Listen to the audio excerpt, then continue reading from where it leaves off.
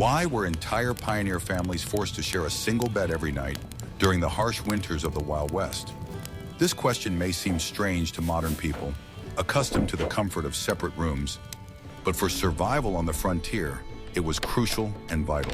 In conditions where a blizzard raged for days behind the thin walls of the house, and the temperature outside dropped to extreme and frightening levels, our familiar concepts of personal space completely faded into the background. The social norms of the time dictated strict rules of behavior, but the wild nature of the frontier dictated even harsher and more uncompromising conditions. Watch the video to the end to find out how close proximity saved lives on frosty nights, and why conscious solitude in those harsh times often meant certain death for a person.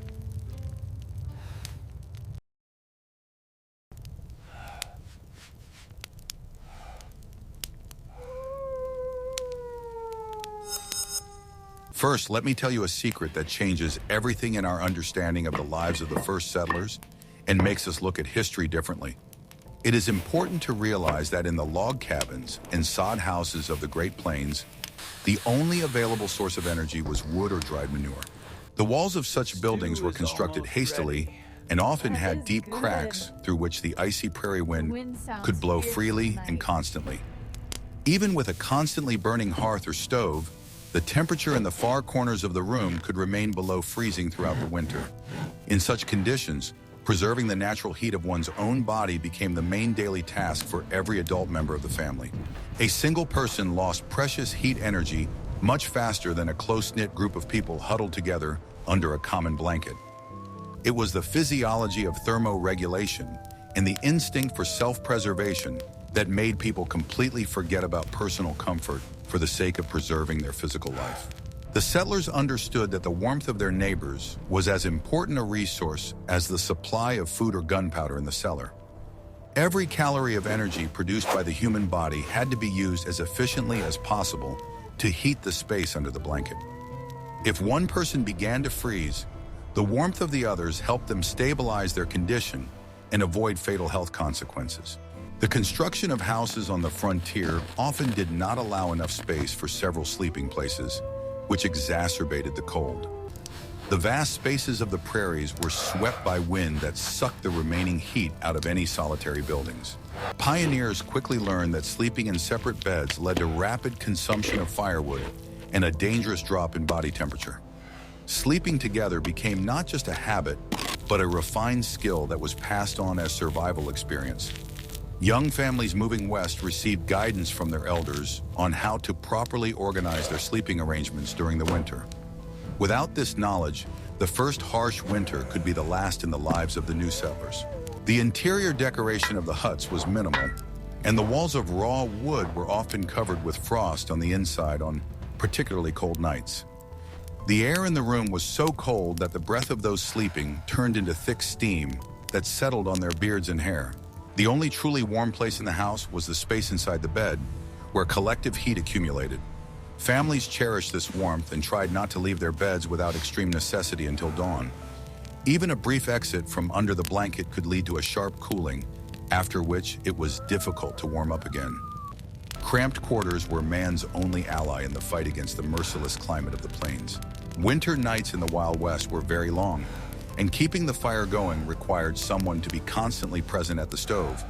However, even a working hearth could not guarantee uniform heating of the entire room due to poor insulation of the floor and roof. Cold air always accumulated at the bottom, forcing people to find ways to rise higher or create an airtight cocoon. Sleeping together under multiple layers of fabric created a microclimate that was unavailable to individuals. Every movement under a shared blanket stirred the warm air, preventing it from cooling too quickly. It was an intuitive but extremely effective strategy of collective defense against the outside cold. Many modern researchers of frontier life note that it was precisely these harsh conditions that shaped a special type of family relationship. Closeness was forced, but it created incredibly strong bonds between parents and their numerous relatives. In such conditions, there was no room for personal whims or the desire for privacy when it came to the survival of the whole group. The family was perceived as a single biological mechanism where each element contributed to the common warmth. This experience of overcoming difficulties together made people more resilient and adapted to life in the wild. Physical contact was a symbol of unity and hope for a safe end to winter. Sleepwear was also chosen with the understanding that people would be in close contact with each other. Long woolen shirts and nightcaps were used to minimize heat loss through exposed skin and the head. All these details worked in conjunction with the main method, sleeping in the same bed, to create reliable protection. The pioneers knew that neglecting even one small detail could lead to frostbite or a serious cold. Discipline in organizing overnight accommodation was as strict as in matters of defending the home from raids. Every action was aimed at preserving the spark of life inside the snow-covered dwelling. It is interesting to see how this topic is perceived in different parts of the world, where winters are also harsh and long. Where are you watching our video from? And have you encountered similar stories in the culture of your region? Do you agree that collective survival is always more effective than individual survival in extreme natural conditions? Your opinion is very important to us, so please write about it in detail in the comments below this video. Be sure to subscribe to our channel if you haven't already to be the first to learn unique facts about the American frontier. We regularly publish materials that reveal the hidden sides of people's lives in that era.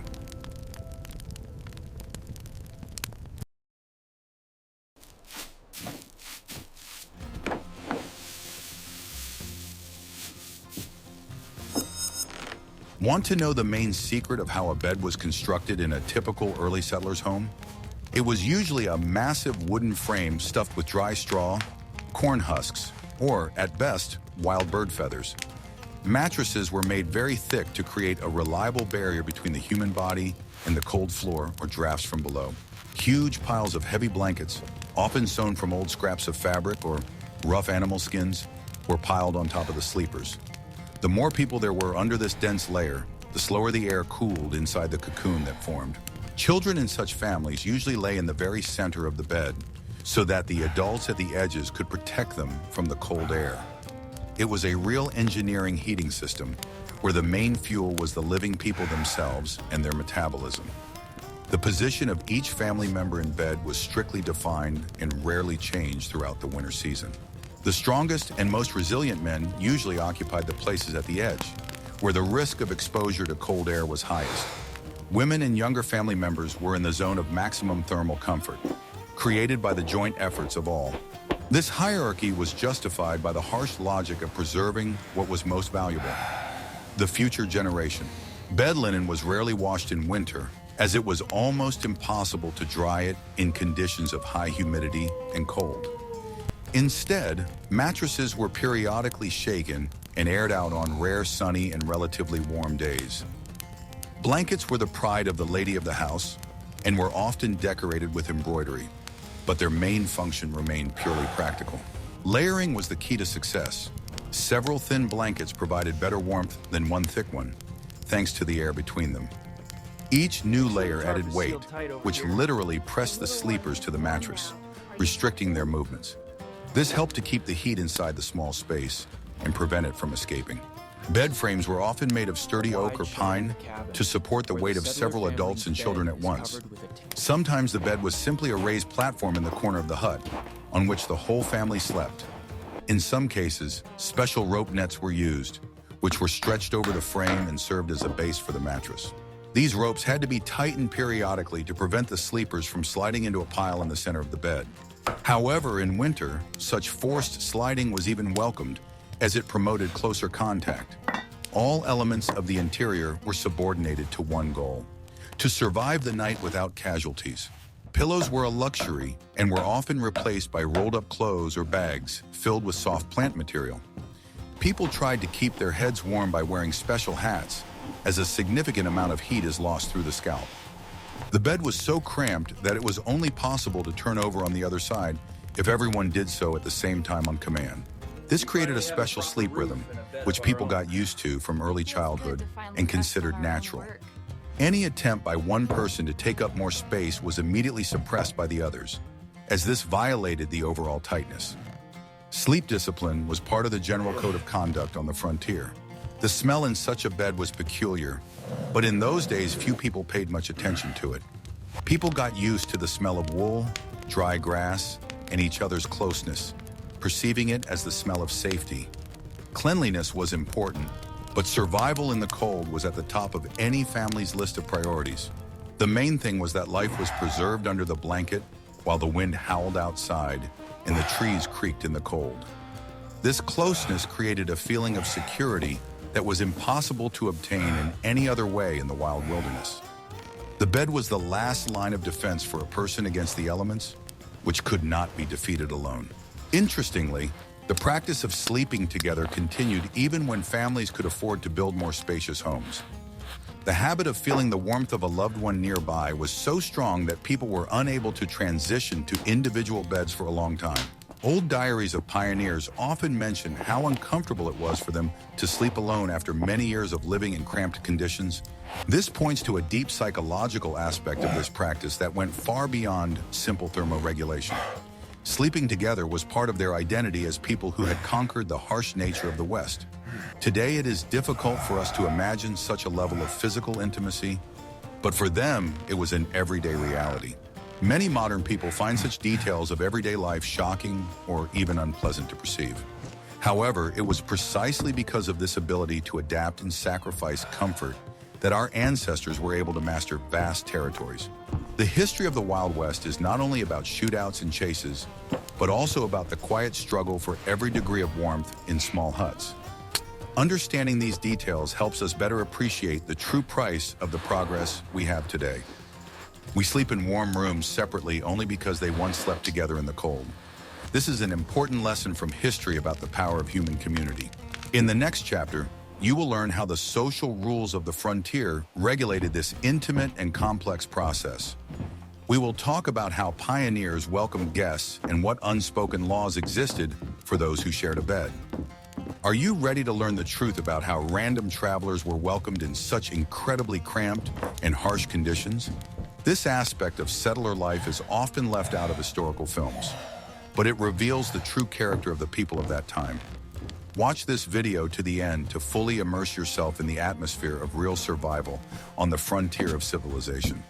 What detail of pioneer life seems most strange or surprising to you at this point?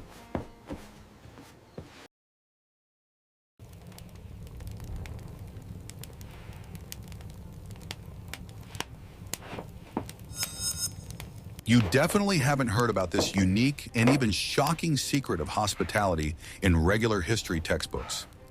On the frontier, a traveler suddenly caught in a blizzard or nighttime darkness could never be left outside by their hosts. Leaving a person outside in winter meant signing their death warrant, which was considered a grave sin. However, in a small pioneer hut, there was often only one bed for the entire large family and the visiting guest. In such cases, the hosts would offer the stranger a place in their shared bed next to themselves and their children, without the slightest hesitation. There were strict and unbreakable rules of propriety that allowed everyone involved to feel relatively safe. For example, a heavy blanket or board could be placed between a casual guest and family members. This was considered absolutely normal and even an honorable manifestation of sincere concern for the life and health of one's neighbor. This practice clearly demonstrated the highest level of mutual trust and collective responsibility in those harsh lands. The traveler knew that he would not only be fed, but also warmed by the heat of their bodies on the most dangerous night. For a city dweller on the East Coast, such a situation might seem the height of impropriety or even madness. But in the Wild West, etiquette was governed by the laws of nature, not the salons of high society in large cities. If there was little space in the house, people simply huddled together, understanding that there was no other way out in this situation. The guest was obliged to behave as politely as possible and not to violate the established boundaries in the shared bed. The host always slept on the edge, or between the guest and his wife, acting as a reliable protector. These unspoken rules were strictly observed by all frontier residents for decades. It often happened that people of different professions, ages, and even social statuses found themselves in the same bed. A preacher could share a bed with a rough hunter and a merchant with a poor farmer if circumstances required it. The winter cold was a great equalizer, before which all people became simply living beings seeking warmth. Mutual assistance in such matters was the basis for the survival of entire communities scattered across a vast territory. Those who let a stranger into their bed today could find themselves in the same situation tomorrow in a stranger's house. This created an invisible but very strong network of social support on the edge of civilization. Harsh weather conditions sometimes force travelers to stay in a stranger's house for several days or even weeks at a time. In such cases, sleeping together became a routine to which the guest had to quickly and unquestioningly get used to.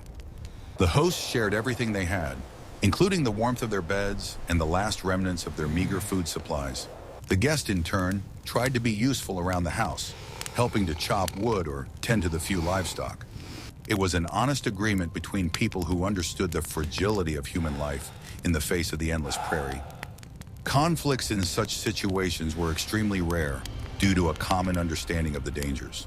Sometimes curtains made of coarse fabric were used to create privacy, separating the bed from the rest of the single room. However, inside the bed itself, there could be no privacy for purely physical and temperature reasons. People lay tightly packed, like firewood in a woodpile, trying to conserve every ounce of heat they could generate. This practice also helped to conserve scarce supplies of firewood, as it was possible to allow the fire in the stove to die down a little towards morning. The bodies of sleeping people served as an excellent natural accumulator, maintaining the temperature inside the cocoon. This was an example of the rational use of biological resources in conditions of scarcity of everything else. Violations of the rules of conduct in a shared bed were severely punished by society itself and by public opinion on the frontier. A person's reputation was their only capital, and anyone who behaved unworthily as a guest quickly became an outcast. In the Wild West, news spread surprisingly quickly, despite the vast distances between farms. A person who was denied shelter because of his past misdeeds had virtually no chance of surviving the harsh winter alone. Therefore, politeness and modesty were not only character traits, but also important tools for successful survival. Respect for someone else's home and its inhabitants was a sacred duty of any traveler. Many legends and stories from those years mention such cases of shared lodging as something self-evident. For the pioneers, there was nothing romantic or strange about this. It was just another everyday difficulty. They were used to coping with inconveniences and finding practical solutions to the most difficult tasks in life. The ability to share a bed with a stranger was as important a skill as knowing how to shoot a rifle or drive a wagon. It was an era when human life depended on another person's willingness to lend a helping hand or simply move over on the mattress. This was the true essence of the frontier spirit. Like this, if you are genuinely impressed by the incredible degree of trust between complete strangers in those legendary times. We strive to find the most interesting and little-known facts that are not shown in Hollywood Westerns. Your support helps us develop our channel and make our historical research even more in-depth and high quality. Subscribing to the channel ensures that you won't miss the continuation of this exciting story about the lives of the first settlers. We value each of our viewers and try to answer the most interesting questions in the comments. Your activity is the best incentive for our team.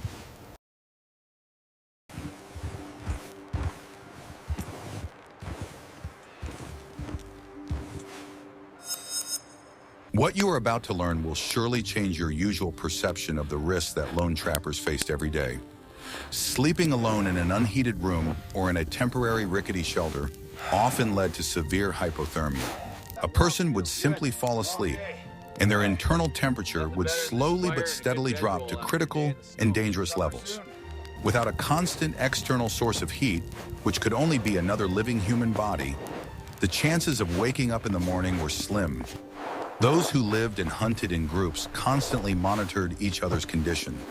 Even during deep sleep, physical contact allowed them to feel if one of their companions began to shiver too much or their breathing became shallow. In such cases, the others could notice the danger in time and provide the necessary assistance to their freezing partner. Collective sleep was a kind of living system for monitoring vital signs in real time, available on the frontier. If a person slept alone, they were completely defenseless against an invisible and insidious enemy. The night cold. Many experienced hunters died precisely because they decided to spend the night alone in an unsuitable place. Death from cold during sleep was described by contemporaries as a gentle but terrible fading away. When the human body cools to a certain point, the brain ceases to adequately assess the danger of the situation.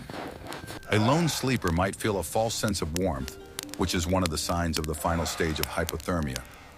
In a group, however, there was always a chance that someone would wake up from the cold before the others and raise the alarm.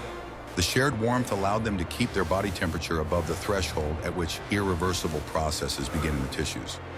This was especially important in conditions where quality medical care was hundreds of kilometers away from the campsite. The hunter's life depended on how tightly he pressed himself against his partner at night. Often, lone travelers tried to keep warm by using large amounts of fire, but this carried another deadly danger. Sparks from the fire could easily ignite dry grass, clothing, or temporary shelter, while a person was in a deep sleep. In a crowded communal sleeping area, the risk of fire was lower, as people relied more on each other's warmth than on open flames. In addition, several pairs of eyes and ears provided better protection against predators that might approach the camp at night. The group provided safety not only from the cold, but also from all other threats of the wild and unpredictable nature. A lone individual on the frontier was always the easiest target for death in any of its forms. The diaries of those years are full of sad entries about the bodies of people found in the spring who did not survive the winter in their huts. Almost always, these were people who lived alone and had no one to share their bed with. The cold did not forgive mistakes or lack of preparation for the harshest months of the year on the prairies. The pioneers quickly learned this cruel lesson and tried never to remain alone for long periods of time. Even the most unsociable mountain dwellers sought company for the winter in the mountains or remote valleys. It was simple survival math. 2 bodies warm 3 times better than one, according to the laws of heat exchange. Interestingly, even service dogs were sometimes allowed in bed with lonely people as an exception to the rules. Animals give off a lot of heat, and in extreme situations, this could be a lifesaver for a freezing owner. However, human warmth was still considered a more reliable and preferable source of energy in winter. Sleeping together with a partner allowed for a more equitable and efficient distribution of responsibilities for maintaining the camp. While one slept and gathered strength, the other could keep watch, and then they would switch places. This ensured the continuity of the survival process throughout the long and dangerous night. Modern rescue systems and warm clothing have made the problem of hypothermia during sleep less relevant for most of us, but in the 19th century, nature was much closer and harsher to each individual living on the edge. We often forget how fragile human beings are without the support of their fellow humans.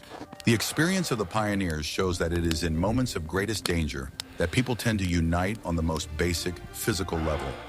This instinctive behavior saved thousands of lives and allowed civilization to take root in new, previously unsuitable lands.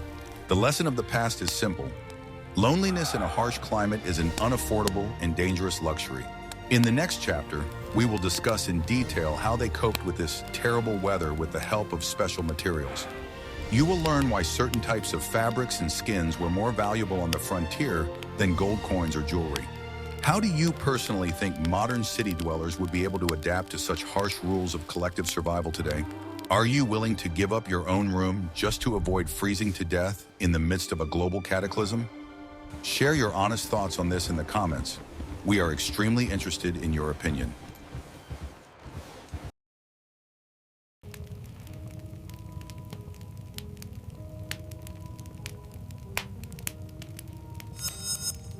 The materials used to make all bedding on the frontier played a crucial and vital role in the winter. Pioneers actively used the principle of layering, combining coarse woolen fabrics with handmade patchwork quilts. Each new layer created an additional airspace that effectively retained the heat emitted by the sleeping people's bodies. The skins of large bison or bears were often placed first side down to achieve maximum heat retention. Such bedding could weigh 10 kilograms or more, creating a pleasant pressure on the body.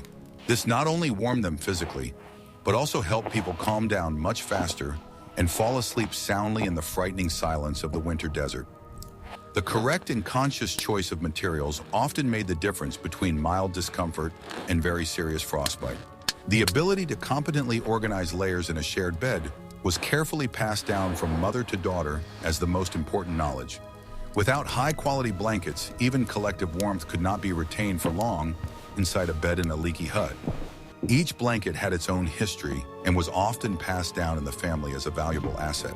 Wool was the main favorite, as it retained its thermal insulation properties even if it got slightly wet from condensation. Settlers tried to get woolen blankets from well-known trading companies, which were famous for their density and durability. These items were expensive, but their purchase was seen as an investment in the safety of the entire extended family for many years to come. If there was not enough wool, any available materials were used: old clothes, sacks, and pieces of canvas. The main criterion was the material's ability to trap air and prevent cold drafts from entering the sleeping area. Patchwork quilts were not only household items, but also true works of folk-applied art. Women would gather together to sew them from scraps of old dresses, shirts, and other worn-out household clothing. Inside such a blanket, there was often a layer of carded wool or cotton, which served as the main insulation for sleepers. Quilts were very dense and heavy, which allowed them to fit snugly against people's bodies, closing all possible gaps for cold air to enter. The patterns on the quilts could have hidden meanings or simply remind the family of peaceful and warm days. The use of animal skins required special care to prevent them from becoming stiff and smelling unpleasant in a confined space. They had to be regularly dried by the fire and treated with fat to preserve the natural elasticity of the material. Bison fur was considered one of the best insulators in the world due to its unique structure and dense undercoat. Even one such large blanket could significantly increase a family's chances of sleeping comfortably in the most severe cold. Hunters specifically hunted animals with winter fur to provide their families with reliable protection from the cold. The weight of the blankets had another, less obvious effect on the health and well-being of sleepers. Modern research confirms that heavy blankets reduce cortisol levels and help people reach the deep sleep phase faster.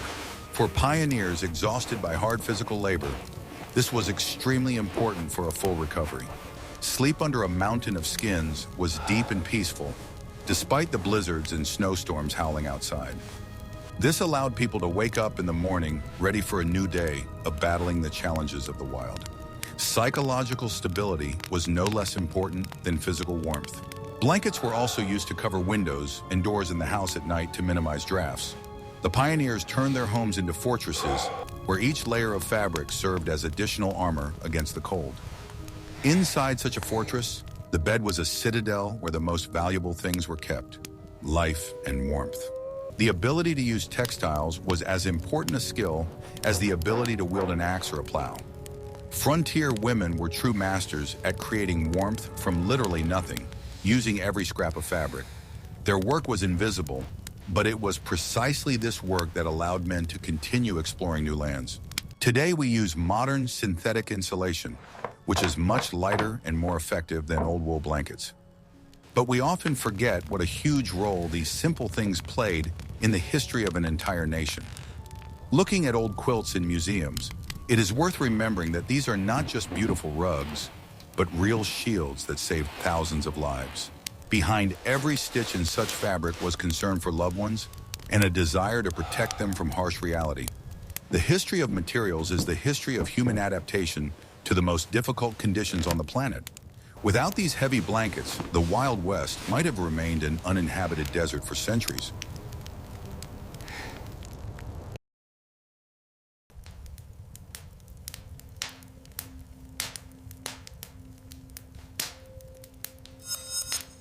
The small size of the first pioneer houses was due not only to an acute shortage of materials, but also to a tactical decision. The smaller the living space, the easier it was to heat it with the breath of a few people and the warmth of a single stove. Beds in such houses were often placed as close as possible to the main hearth, but with fire safety in mind. In such cramped conditions, it was simply physically impossible to sleep separately due to the huge shortage of free space.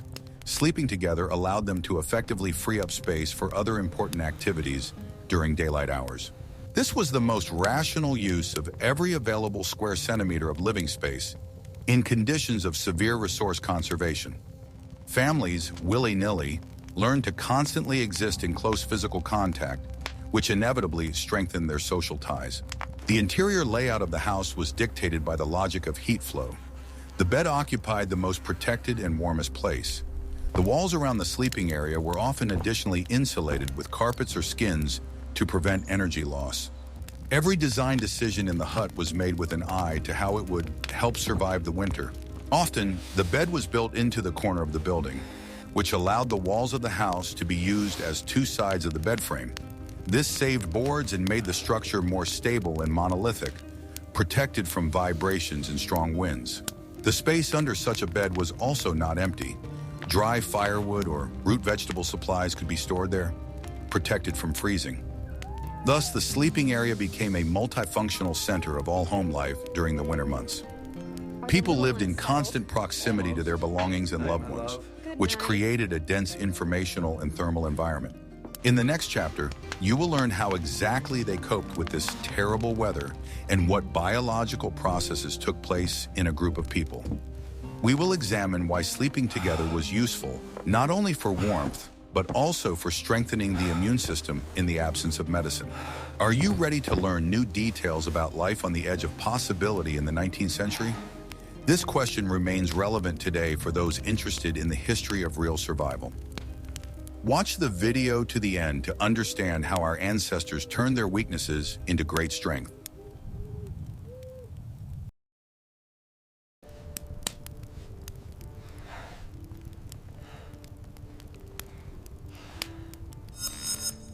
From a fundamental biological point of view, a group of people in one bed inevitably turned into a single powerful heat source. The total surface area of contact with the cold outside air for a group is always less than the sum of the surface areas of individual bodies. This significantly reduced the overall heat loss of each individual participant in the process, allowing the body to expend less energy on heating. Internal organs remained at the necessary temperature thanks to the heat of their neighbors, which was critical for maintaining health. In winter on the frontier, any simple cold could easily develop into a serious illness with fatal consequences. Preventing hypothermia was an absolute priority for every family living far from qualified medical care. The rhythmic and synchronized breathing of several people also slightly increased the air temperature directly under the shared blanket. In this way, an ordinary bed became a kind of living biological incubator, sustaining the spark of life. Group sleeping contributed to a more stable heartbeat and a calm nervous system for all participants. People subconsciously felt safe when they felt the warmth and movement of other living beings close to them. The exchange of bacteria in such a close environment also played a role in the formation of the family's collective immunity. Constant contact allowed organisms to adapt more quickly to local pathogens and develop protective mechanisms. Of course, in the case of a serious infection, this was dangerous, but such closeness protected against the usual winter ailments. The pioneers did not know about microbes, but they clearly saw the connection between warmth and the general health of their loved ones. Those who slept in warmth were much more likely to wake up alert and ready for hard work in the cold. Health was the main asset on the frontier, and it was preserved by all available means. The synchronization of family members' sleep cycles was also an interesting side effect of such close living arrangements. People got used to falling asleep and waking up at the same time, which helped to better organize the daily work on the farm. The collective rhythm of life was more resistant to external stresses and helped to maintain psychological balance in isolation. The warmth of another body acted as a natural sedative, reducing anxiety about the uncertainty of tomorrow. Even on the darkest and coldest nights, people felt that they were not alone in their struggle for existence. This biological unity was the foundation on which the settlers' entire life was built.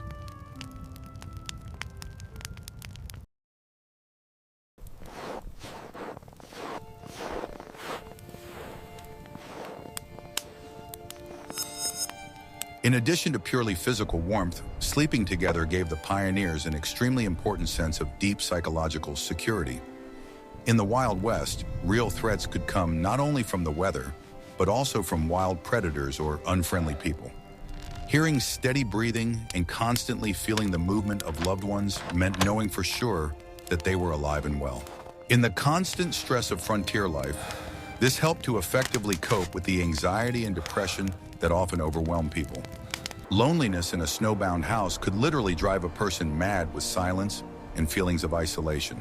Physical contact gave a powerful sense of belonging to the group and confidence in a prosperous tomorrow. It was an invisible but strong thread that bound the family together as a single, indivisible whole in the face of hostile nature. Children growing up in such conditions felt protected, despite all the objective difficulties of the surrounding world. Parents could monitor the condition of their children literally with their skin, without opening their eyes in the middle of the night. This created an atmosphere of trust that permeated all aspects of pioneer family life. Psychological stability was the guarantee that people would not abandon everything and return to the East. Safety on the frontier was always a collective effort, and sleep was no exception to this general rule. Several people could react more quickly to any suspicious sound outside, whether it was the rustle of an animal or the footsteps of a stranger. Collective vigilance allowed people to rest more deeply, knowing that there were others nearby who would come to their aid. This created a special in-group mentality, where the interests of the group always took precedence over personal, selfish desires. The pioneers understood that their survival was the result of joint efforts and valued this unity above all else. Night was the time when this community spirit was most vividly and directly manifested. For many settlers who came from Europe or the eastern states, this way of life was unfamiliar and difficult at first. But over time, they realized its wisdom and effectiveness in conditions of complete isolation from civilization.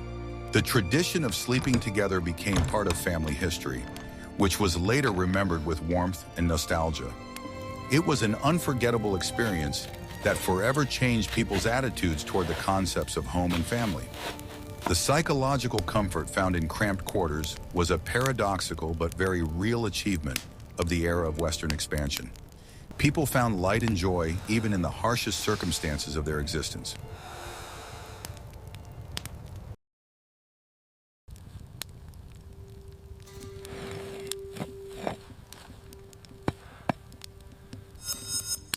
Mountain hunters and trappers often found themselves in even more extreme and dangerous conditions than ordinary settled farmers. They did not have permanent homes with stoves and often had to sleep in the open air or in shelters. In such cases, 2 or 3 hunters would always lie down together, covering themselves with absolutely all the skins they had. They often lay back to back to protect the most vulnerable areas of their bodies from the piercing cold.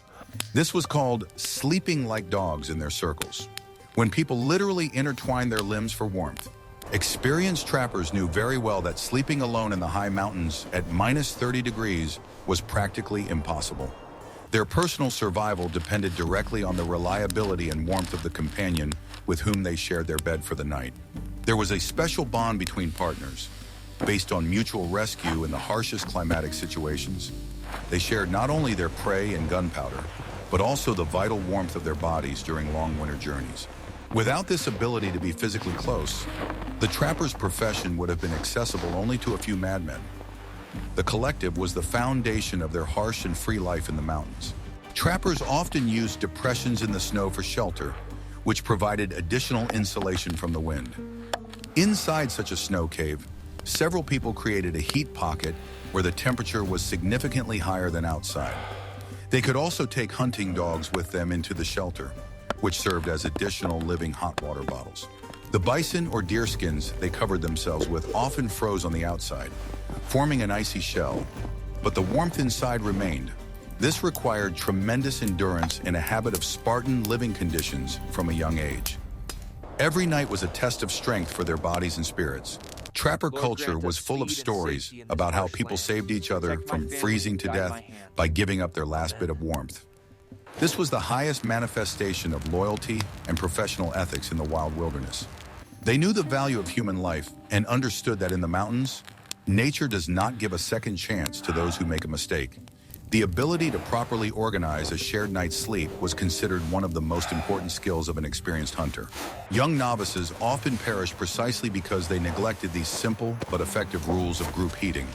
The experience of their older comrades was the only survival guide in the harsh, Rocky Mountains.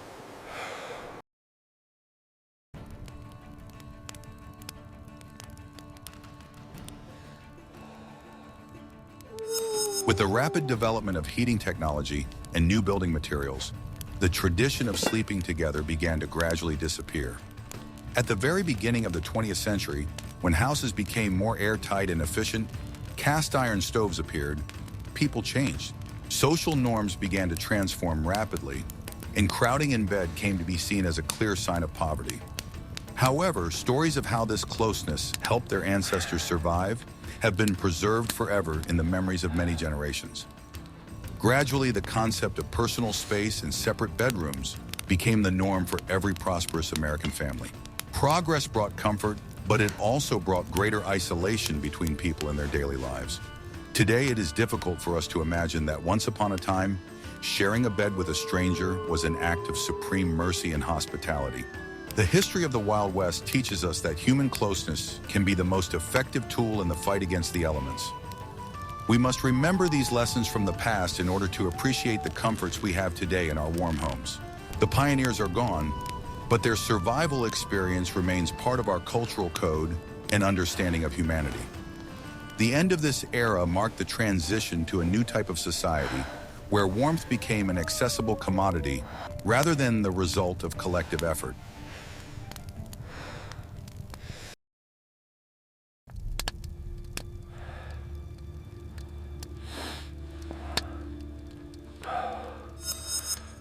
Do you think the modern desire for complete isolation and personal space is an absolute good? Or have we lost something very important in terms of genuine human closeness? Would you be willing to sacrifice your comfort today to save a stranger, as the pioneers did in their small huts? Be sure to suggest topics for our future videos that you would like to see on our channel in the near future. We carefully read all your suggestions and try to create content that is interesting to you. Subscribe to our channel so you don't miss out on exciting new explorations of the history of the Wild West and its amazing inhabitants. Your support helps us continue our work.